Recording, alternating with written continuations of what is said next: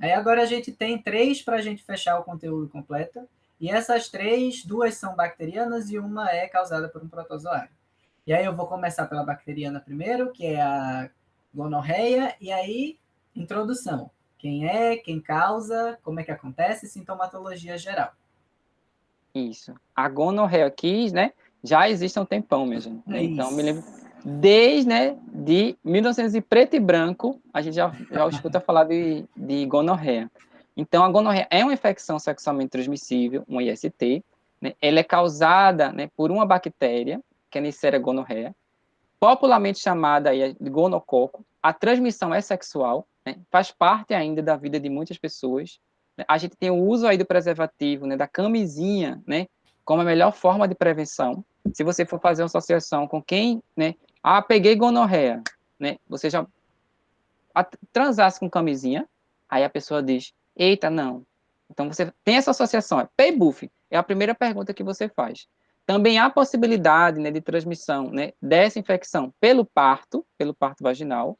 A Uhum. criança pode nascer, né, com conjuntivite, aí pode levar também a complicações maiores, como cegueira, né, e se não for prevenida e tratada adequadamente. Mas, né, aí vejo outra coisa também que está associada, é o pré-natal, né, que é tão importante, todo aquele Sim. acompanhamento antes do parto. Porque no terceiro trimestre, os últimos 3 meses de gravidez, é muito normal, né, acontece muito, que a microbiota possa sofrer modificações, né, tanto uma bacteriose como uma levedurose.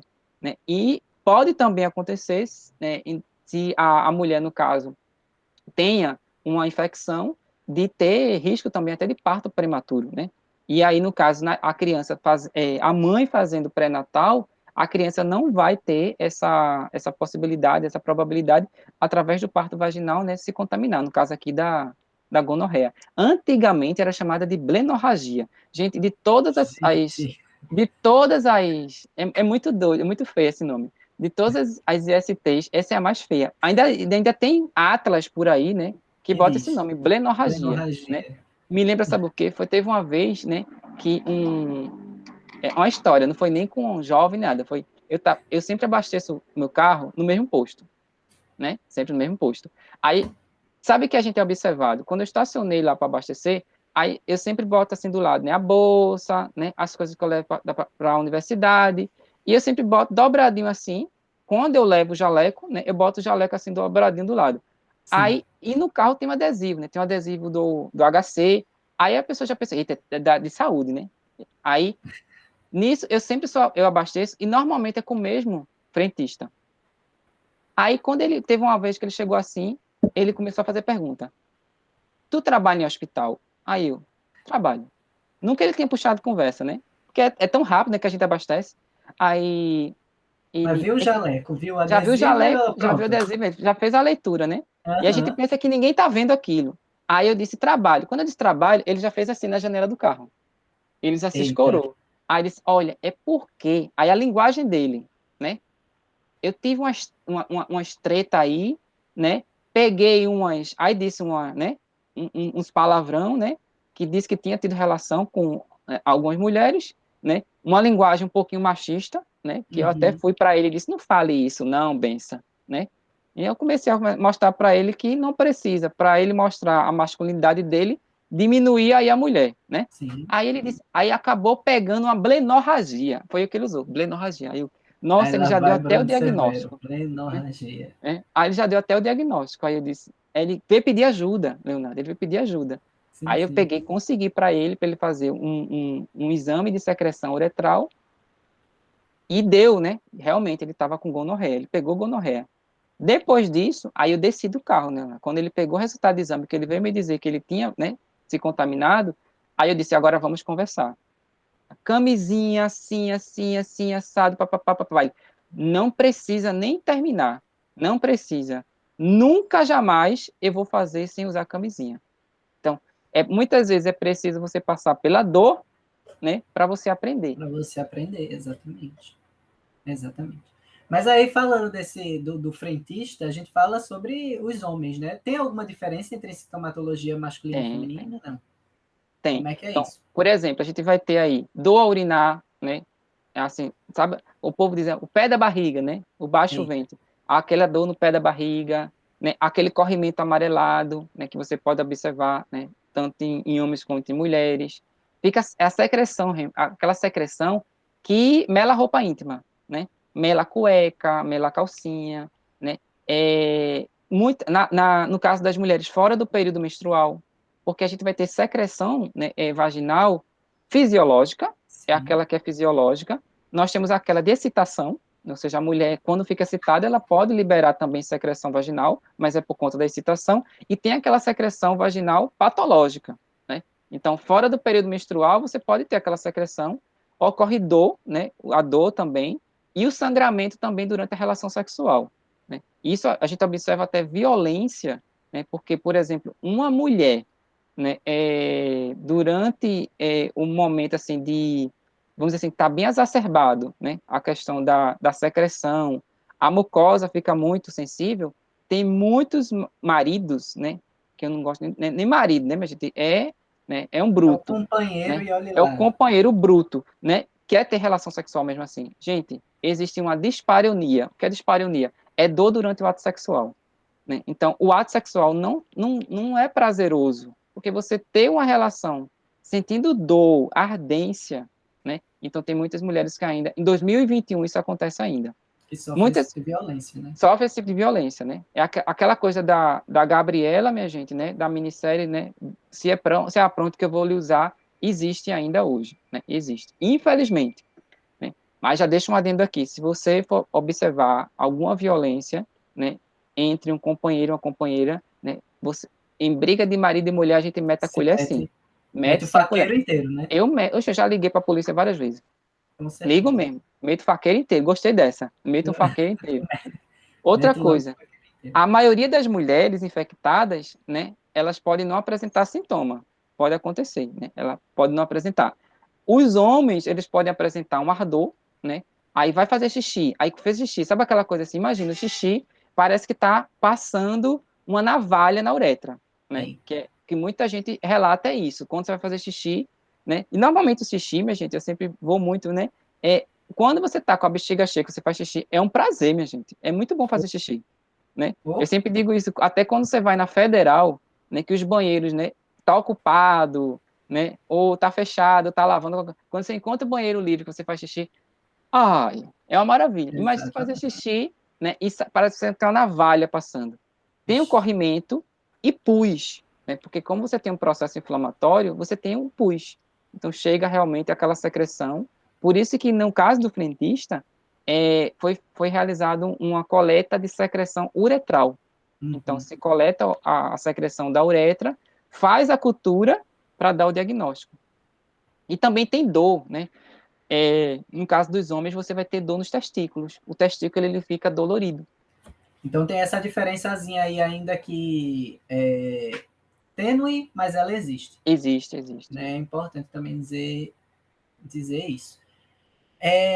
A gente também tem aqui uma questão que eu nunca tinha ouvido falar, mas eu pesquisando um pouquinho sobre a gonorreia, isso me trouxe uma curiosidade bastante, que é casos da pessoa ter reservatórios da bactéria no corpo e isso poder ser transmitido. Isso é verdade? Como é que isso acontece? Eu achei interessante esse termo.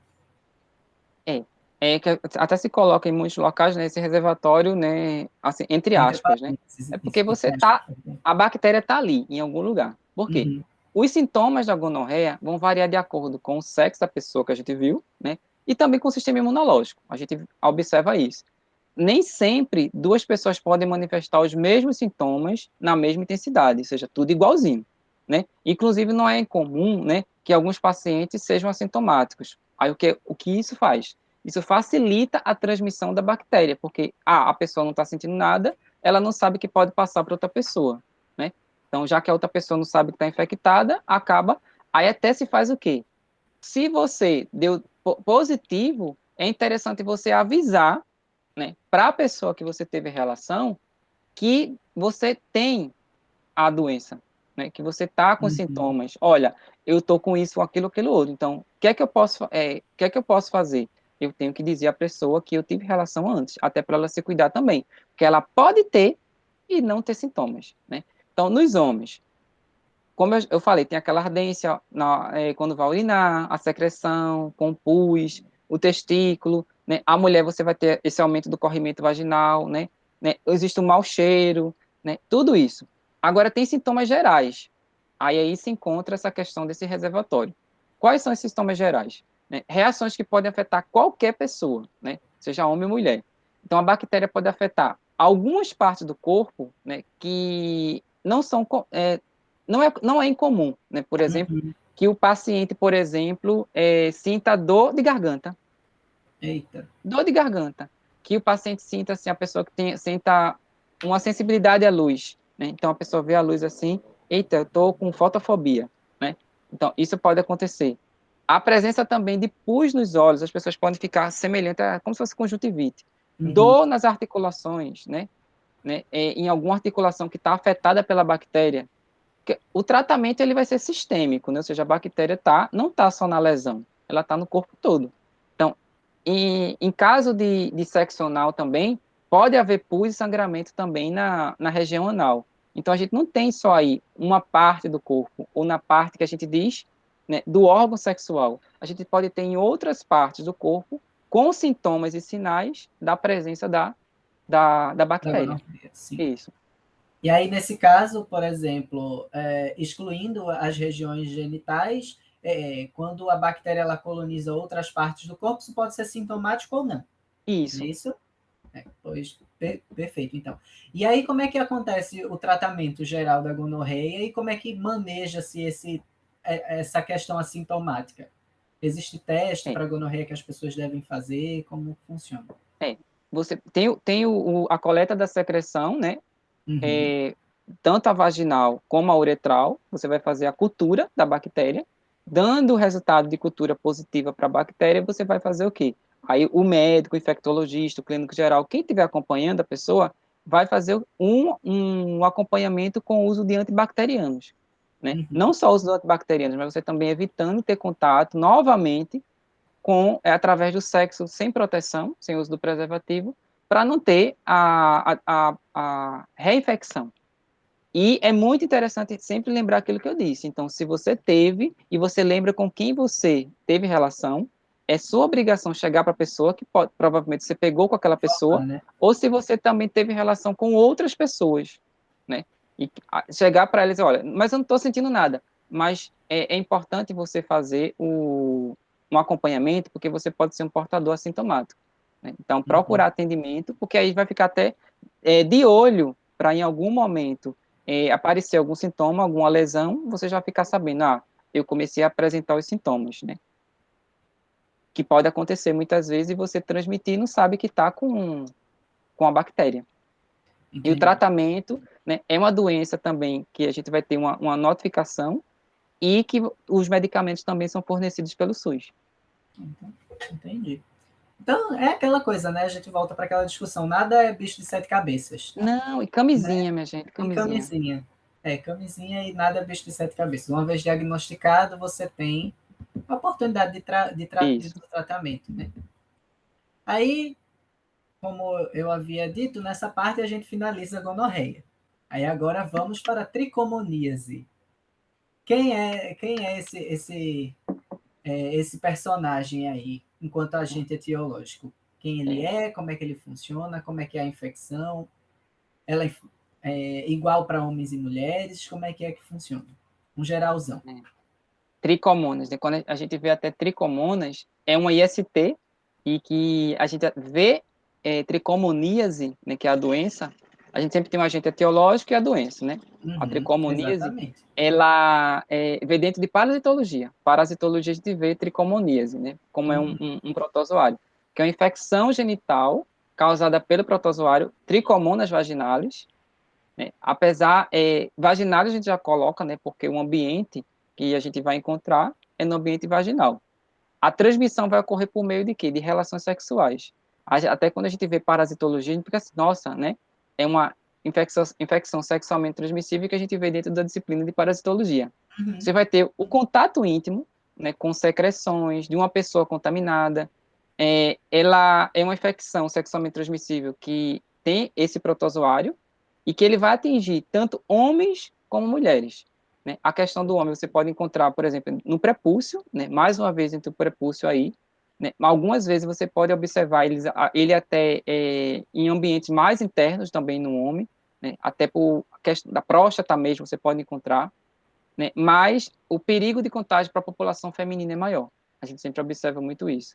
Né? O risco vai variar de 60% até 80% em uma relação sexual desprotegida. Ah, então eu posso ter relação sexual e não me contaminar? Pode, minha gente. Né? Como diz, tudo pode acontecer, inclusive nada. Né? Mas se você tem aí um risco que pode de 60% a 80% é um risco alto. Então você não vai arriscar correr o risco. Né? Então sempre observa isso. No homem, ela vai afetar principalmente a uretra.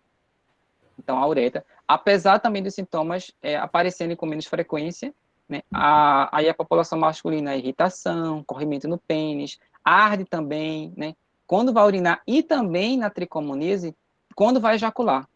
Na hora da ejaculação, você sente um ardor, né, é muito corriqueiro escutar isso também.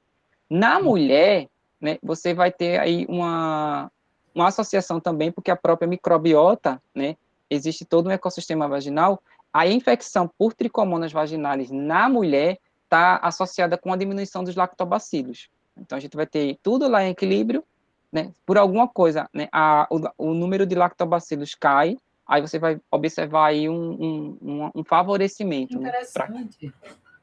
para o aparecimento aí de tricomonas. Claro, a partir do momento que você tem contato, né?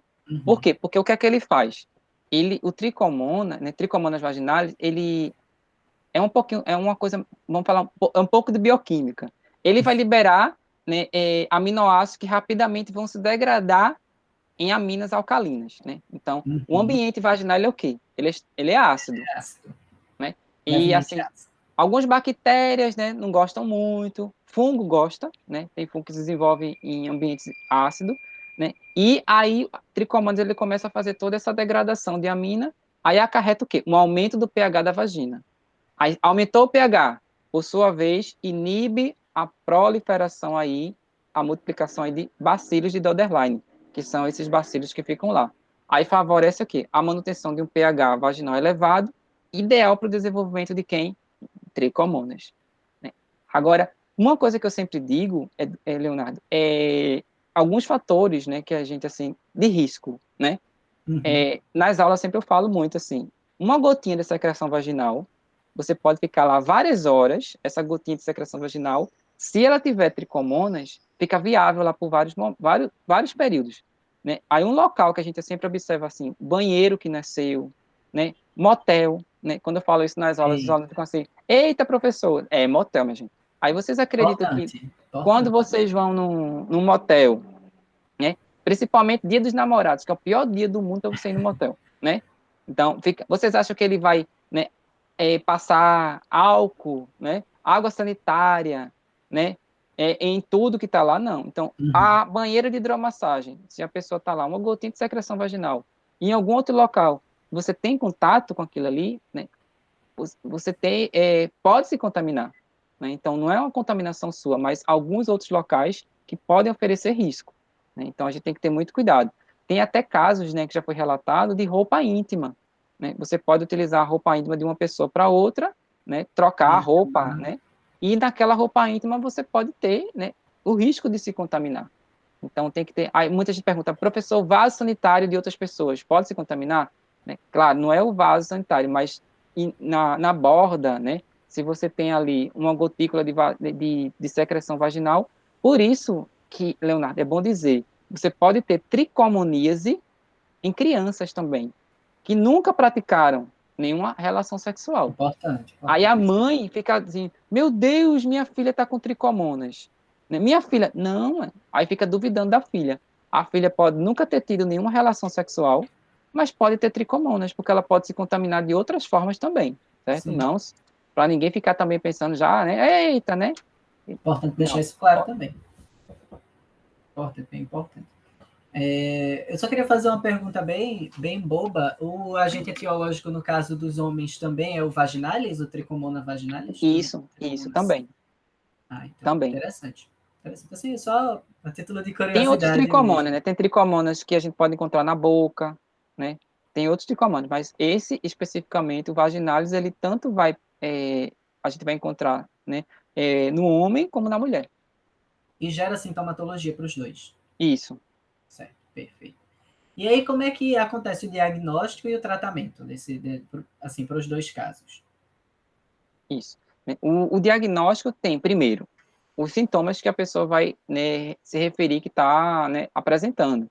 Corrimento, lembra do corrimento? Normalmente é um Sim, sim, corrimento sim. amarelado, esverdeado, coça, né, tem o odor. Muitas pessoas até colocam assim, né, uma característica, com que parece o odor? Muitas vezes tem aquele odor de cheiro de peixe podre, né? Fica aquele, quando a infecção está bem, assim, né, intensa, é aquele odor bem forte e desagradável. Ocorre irritação da vulva, a vulva fica irritada, dói e tem aquela dificuldade de urinar. Eita, sintomas, beleza, né? Tá acontecendo isso. As complicações incluem o risco também de parto prematuro, como eu falei lá na gonorreia também, né? E o Uhum. diagnóstico vai ser em relação ao que está sentindo, né? E é importante que a doença seja identificada, né? Logo após os primeiros sintomas. Então, você sentiu alguma coisa dessas que eu falei, né? Vai lá, né? Estou sentindo. Primeiros sintomas, é muito importante que ela seja tratada imediatamente. Orientação médica para que o parasita seja eliminado de forma mais eficaz, porque muitas pessoas começam a fazer tratamentos alternativos. Em que sentido? Bota tal coisa, né? Faz isso, né? Aí já vi para tricomonas, né? Candidíase e outras coisas assim, o povo. Uma vez eu fiz uma pesquisa, um levantamento, né, que a gente fez, o pessoal colocava, né? Era cravo da Índia com álcool, Vixe. é, colocava, né, até Coca-Cola o povo colocava, né? Teve uma Conhecimento vez, botava popular, né? Coca-Cola. Aquelas conhecimento Conhecimento popular. popular, botava várias coisas assim, mas que não tem comprovação, né? Não tem. E no Sim. mundo que a gente está vivendo, no Brasil especificamente que a gente está vivendo, que o povo usa tanta coisa sem comprovação científica, né? Então, o importante, claro que muitas vezes as pessoas que usam isso, elas podem não ter o acesso, né? Não é tão perto o acesso à saúde, ou não querem realmente ir, né? Para a unidade básica de saúde. Então, é muito importante para a orientação médica, para a eliminação do parasita aí ser eficaz. Aí, Uhum. é recomendado o uso né, de medicamento, aí você pode utilizar. Foi para o médico viu, tricomonas. 5 a 7 dias, dependendo do medicamento que você vai utilizar, para também aliviar os sintomas, que você imagine. Você vai sentir aquilo ali não é só para matar o parasita, não. É também para aliviar a coceira, né, a dor, a Uhum. irritação. Que você vai passar mais 7 dias sentindo tudo isso. Então, também para eliminar o parasita e diminuir a intensidade dos sintomas. Também é indicado, né, que o tratamento seja feito, né, pelo casal, Sim. pelas duas Importante. pessoas. Lembra que a gente fala em gonorreia? Lembro. Aqui também, né? Mesmo que existam, não existam sintomas, né? Vamos dizer, aparentes, né? Um está sem sintoma, outro está com sintoma, né? Isso porque os sintomas podem demorar até 28 dias para aparecer. Então, se você teve uma relação lá, não sei quando, né? No início do mês, 28 dias depois é que você pode começar a apresentar os sintomas. Uhum. Então, se as duas pessoas têm, não vão começar no mesmo dia, na mesma hora, não. Você pode ter agora e depois de muito tempo, o seu companheiro ou sua companheira vai ter. Então, para aparecer, em alguns casos, podem, né, ser assintomático, depois é que ele vai aparecer. Então, se faz o diagnóstico e começa-se o tratamento. Em caso de suspeita, é importante consultar, né, o ginecologista, o urologista, o clínico geral, né, para fazer a avaliação daqueles, né, sinais, daqueles sintomas que eu falei. Aí Uhum. começa faz exame também, né, através do exame, para saber se é detectado, faz uma coleta de secreção e a gente observa nos exames, né, até a presença do parasita mesmo, né? O parasita está lá, muitas vezes até está se movimentando, né, na Eita. coleta da secreção, né, e a partir desse momento aí, não tem dúvida que você aí identificou, né, através do exame de secreção, o parasita. Tem meios de cultura também, né, e assim pode ser recomendado também outro exame de urina, Sim. porque muitas vezes o exame de urina tipo 1 Aparece, né? pode observar também, né, a secreção vaginal, a secreção peniana, pode aparecer também no exame de urina. O Então, próprio por meio parasita também, né? Pode desses aparecer. exames, por meio desses exames, você pode aí, né, confirmar a tricomoníase iniciar o tratamento mais adequado, com o objetivo também de prevenir outras complicações, né, que podem ocorrer também. Sim, sim.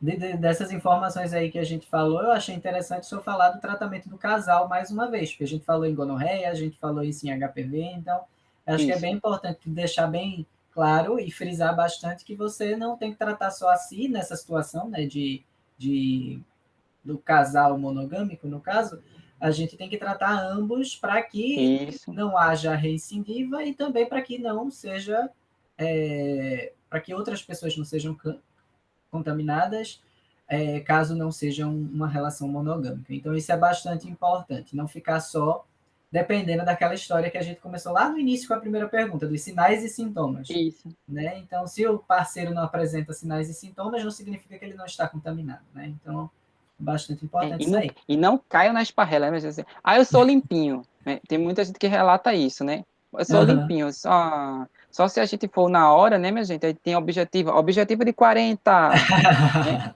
Aí já faz o Ia exame ser, na hora, né? ia ser incrível, realmente. Mas olha, para a gente fechar agora, a gente vai para a nossa última IST, tá? Então, a gente trouxe a sífilis, para a gente falar um pouquinho de sífilis. Então, para introduzir, como sempre, então, quem é o agente etiológico, como é transmitida e como é a sintomatologia dessa danada.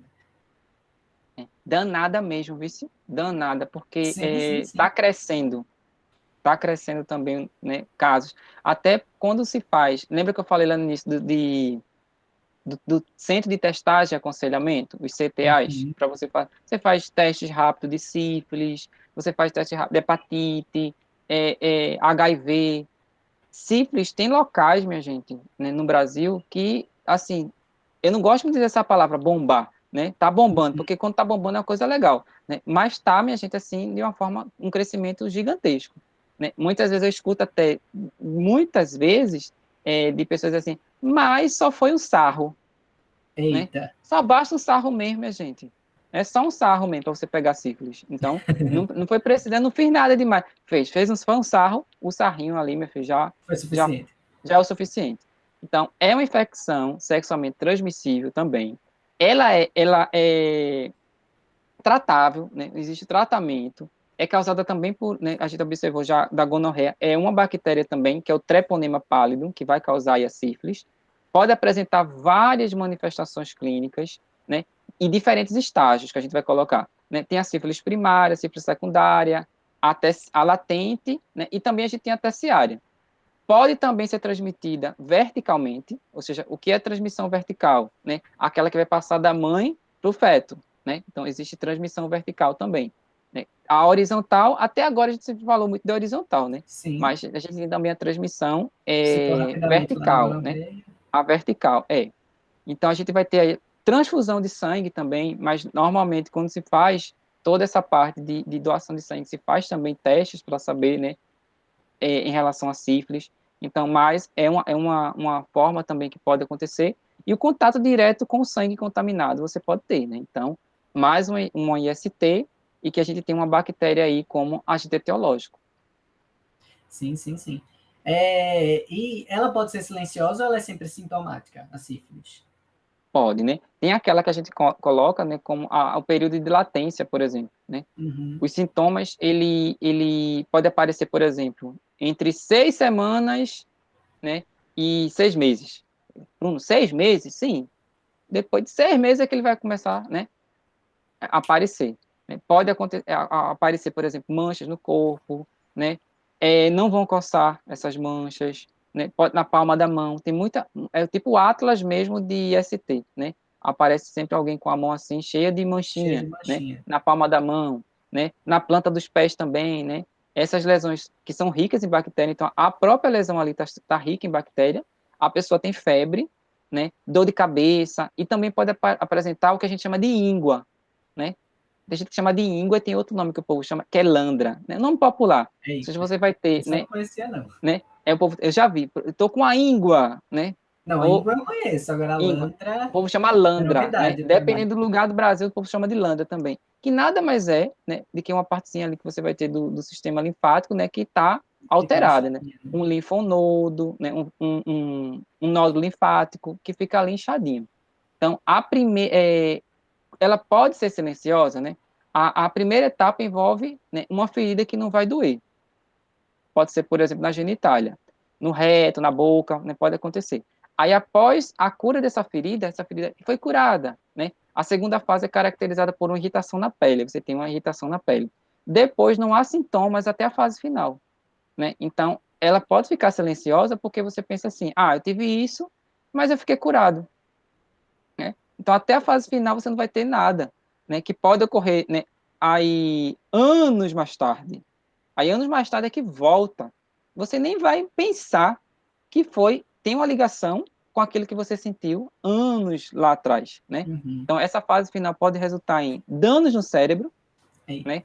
Nevo, no olho, no coração. Então, esse período todo, tem muitas pessoas que têm num momento da vida, e só depois de vários anos, lá na frente, é que começa o quê?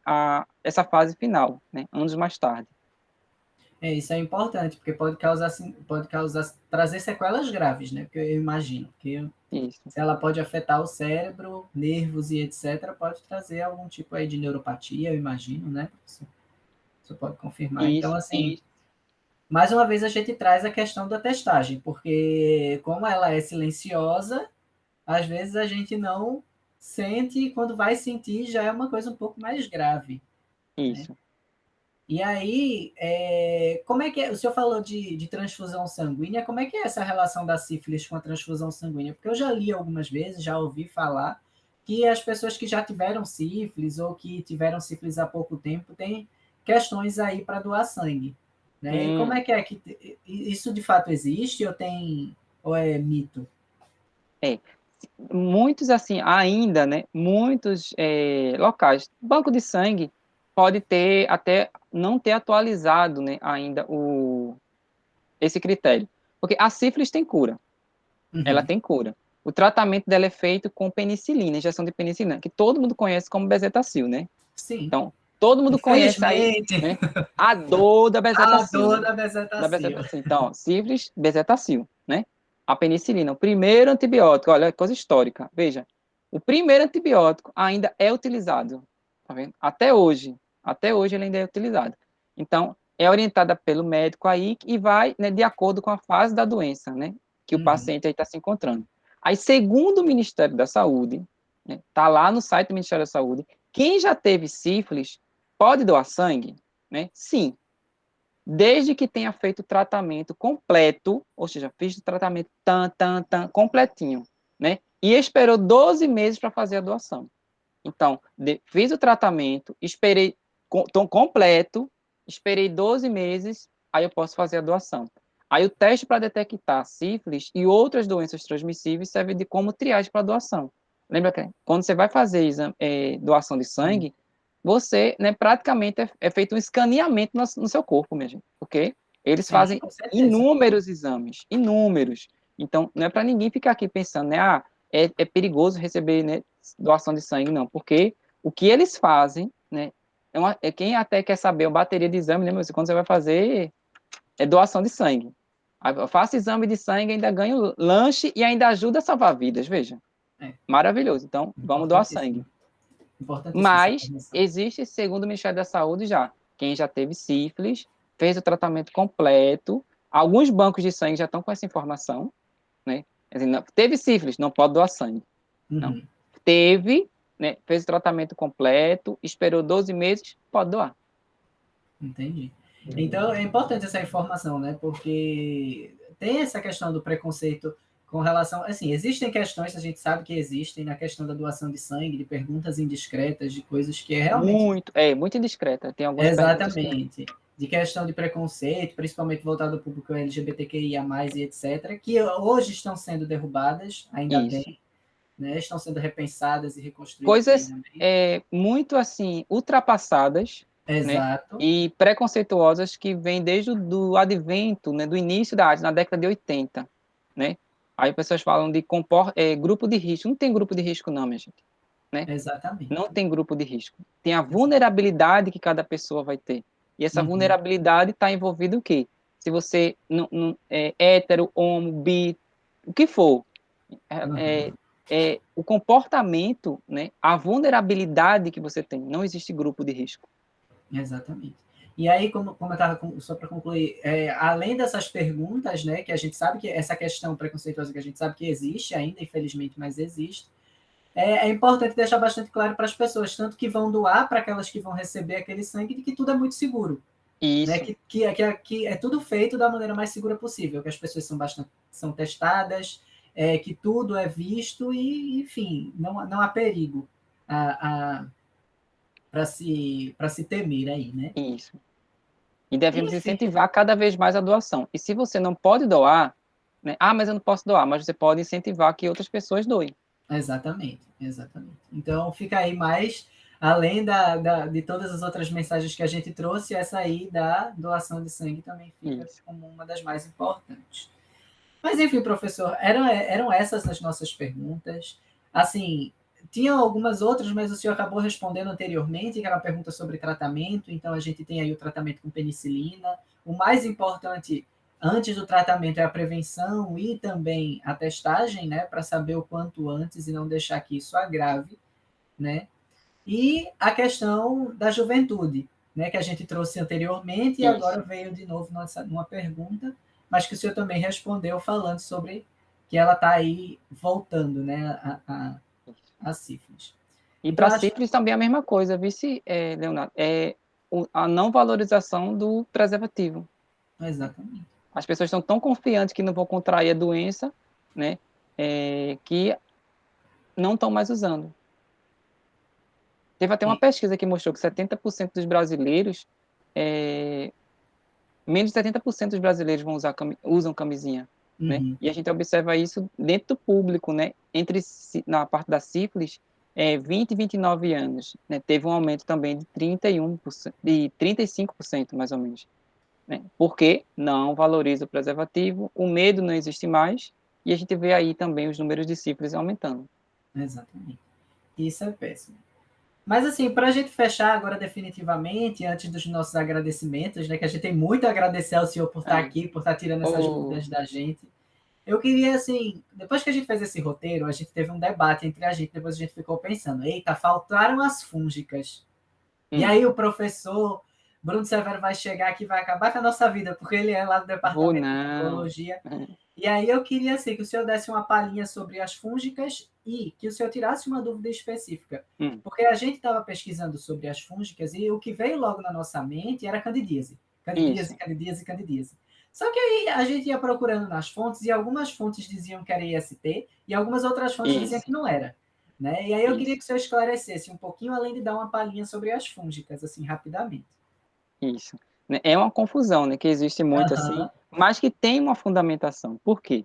Eu sempre digo assim que existe uma microbiota, né, como eu estava falando até na questão do ecossistema vaginal.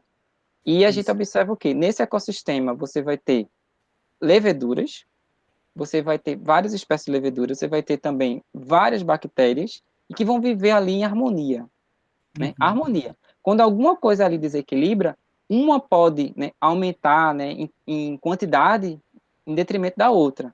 Então, você pode ter uma levedurose, um grande número de leveduras ali naquele local. Ou pode ter uma bacteriose com o crescimento de bactérias naquele local. Né? Então, falta de equilíbrio, a falta de harmonia, você vai ter uma dessas. Mas a levedura, ela já faz parte, né, daquele local. Aí muitas pessoas dizem que não é uma IST, a candidíase ou candidose, porque ela já está lá. Como a uhum, levedura também pode estar na nossa pele, né, na mucosa, então ela faz parte. Mas ela só vai causar a doença a partir do momento, muitas vezes, em que você tem uma baixa do sistema imunológico, a partir do momento que ela tem uma oportunidade, né? uhum. A gente observa isso. Então, você não vai se contaminar, né? Você não vai ter contato com a levedura a partir do momento que você teve a relação sexual. Agora, pode acontecer de você ter o contato com alguém que tem e você se contaminar? Pode. Você pode se contaminar com a levedura, com uma espécie diferente. Por exemplo, tem gente que pensa que toda levedura que está na vagina é Candida albicans. Não é. Não Teve é. uma pesquisa que eu fiz, né? foi uma pesquisa até do mestrado, que a gente encontrou foram mais de 30 espécies de levedura. Mais de 30 espécies. A gente fez uma pesquisa em uma cidade e a gente encontrou em secreção vaginal mais de 30 espécies. Claro, a que estava lá, a maior, né, foi Candida albicans, mas outras espécies, antigamente até você colocava tudo Candida albicans. Então, por isso que não, para muitas pessoas, não é considerado um IST, porque ela já faz parte da microbiota. E não está errado, né? Porque se já faz parte lá, você não adquiriu. Mas se você adquire uma levedura diferente, Entendi. e você está com o sistema imunológico debilitado, né? Então, existe isso também. E muitas vezes ocorre também, no caso que a gente já vem falando aqui, o pênis, ele também pode, né, conter essas leveduras. Né? Principalmente, existe também uma candidose, né, que pode, balano prepulcial, que é no prepúcio. Então, o prepúcio fica todo irritado, a glande fica irritada, né? E muitas vezes pode ser portador assintomático. Não faz a higienização adequada, quando tem uma relação sexual, pode transmitir. Então, e por que a gente observa isso? Até em posto de saúde eu já vi muito isso, em que a mulher, ela tinha a levedurose vaginal, normalmente ela ia para o ginecologista encaminhava ela para mim, eu fazia a coleta de secreção vaginal, eu dava o resultado, ela voltava para o ginecologista, e quando voltar para o ginecologista prescrevia o medicamento, que é distribuído também pelo SUS, né? E esse aí todo mundo até, né, usa indiscriminadamente, né, que é a anistatina, o povo usa a torta direita, né, que a gente tem que ter cuidado, porque depende também, você não olhou o corrimento, pensou que é fungo, pode ser bactéria, né? Isso. Ninguém tem objetivo de 40. Sim. Aí, quando ela voltava, ela dizia, ele prescreveu e disse que também era para o meu companheiro usar. Por quê? Porque pode ser que não é uma levedura que faz parte da microbiota dela. E a partir do momento que ela tem relação com o companheiro que é assintomático pode passar para ela.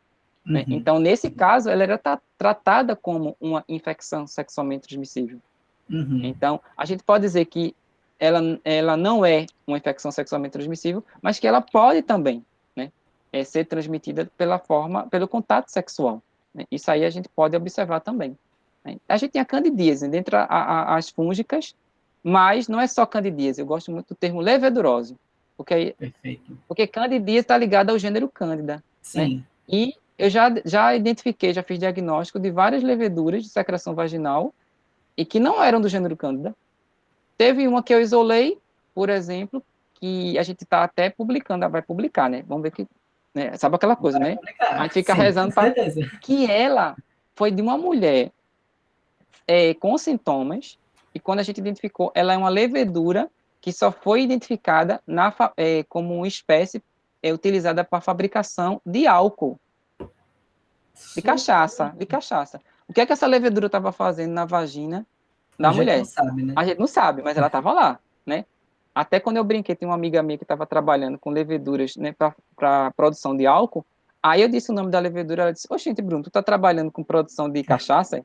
Eu disse: "Não, é secreção vaginal mesmo." Ela: "O quê? Tu isolou de secreção vaginal?" Eu disse: "Foi, isolei de secreção vaginal." Então, olha aí, nem, né, observada, assim, ninguém, não era o ambiente dela. Então, o fungo é oportunista, né? Ele só precisa de uma oportunidade. Mas ninguém sabe como foi que chegou lá, se foi por contato sexual, né? Ninguém sabe ainda, ninguém sabe. Mas nunca eu gosto muito de dizer que é uma levedurose, porque o termo candidíase e candidose se refere muito só ao gênero Candida. Entendi. Então, perfeita a explicação, acho que ficou bastante claro. Mas aí, como eu havia prometido, essa era a nossa última pergunta.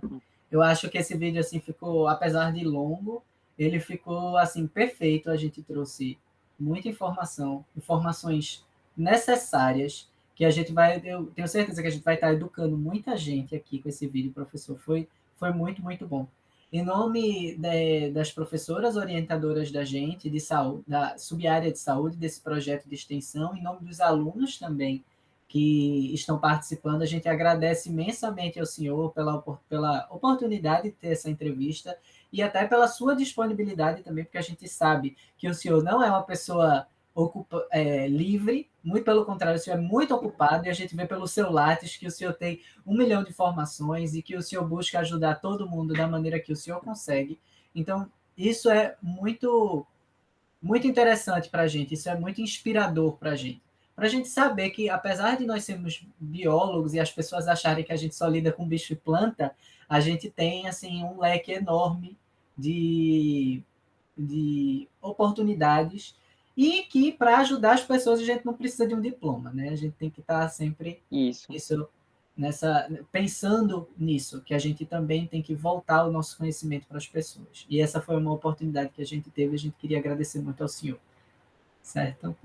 E eu que agradeço, né, a oportunidade, o convite, a participação de vocês, o cuidado de vocês. Então, né, todo o cuidado prévio, né, marcar o dia, a hora, o momento, tudo isso, né?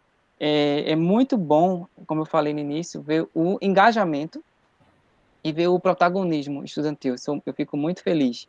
E se vocês fazem isso enquanto estudantes, né, imagine depois, né? Então, Exatamente. a coisa vai ser muito, muito mais ampla, né, e diversa. E utilizando aquilo que a gente coloca, né, as ferramentas que nós temos. No momento que a gente vive tanta fake news, e as fake news chegam justamente numa linguagem tão acessível para as pessoas, né, e foi um papo aqui, né, que eu procurei falar, não falei O difícil, português mais né, claro, exatamente. não falei cientifiquez, né, porque não adianta a gente falar o cientifiquez, muitas pessoas acharem até bonito, baterem palma, mas não entender nada. Né? Então a gente precisa Exatamente. falar uma linguagem que o povo vai entender. Porque se a gente falar uma linguagem muito difícil, a gente não vai ter o nosso objetivo aí realmente, né, um sucesso, né, na nossa fala. Então, gostaria de dizer isso. E outra coisa é a condução também que vocês fizeram. Porque quando a gente fala de IST, né, dentro do campo da educação sexual, muitas pessoas utilizam a pedagogia do terror. O que é a pedagogia do terror? Não sei se vocês já foram vítimas dessa pedagogia do terror, que é quando vai ter uma palestra sobre IST, as pessoas, né, tacam o quê? Só imagem, né, aquelas imagens bem chocantes, para a gente ficar assim, ó, impactado. Eu me lembro que, enquanto estudante, eu participei de algumas palestras na escola, assim, tudo, né? E as pessoas diziam assim, olha aí, ó, aí era para mostrar, né? Sífilis, é isso. Aí você, Aí olha você aqui, ó, ficou chocado. gonorreia. Aí você, pedagogia do terror, do medo. Sim, eu fico com medo daquilo. Aquilo ali, para mim, é nojento, aquilo ali é asqueroso. Mas, o que aquilo ali me ensinou? Então, a gente tem que não só mostrar a realidade, que aquelas imagens existem, mas como eu posso fazer para que aquilo não aconteça em mim, para que aquilo não aconteça no outro. Então, a linguagem que a gente utilizou aqui foi da prevenção, ou seja, Exato. com que a gente, para que a gente nem chegue né, a ficar doente. Então, um caminho que a gente faz de um ensino-aprendizagem levando à humanização, à atenção total. Veja que a gente falou de IST, mas foi para direitos humanos, foi para Sim, sexualidade, foi para machismo, porque está tudo relacionado. está tudo Não tem como a relacionado. gente falar de Exatamente. IST, né, sem ter essa visão transdisciplinar. Então, eu quero agradecer a vocês, né, pela condução, a toda a equipe, as Imagina. professoras, todo mundo.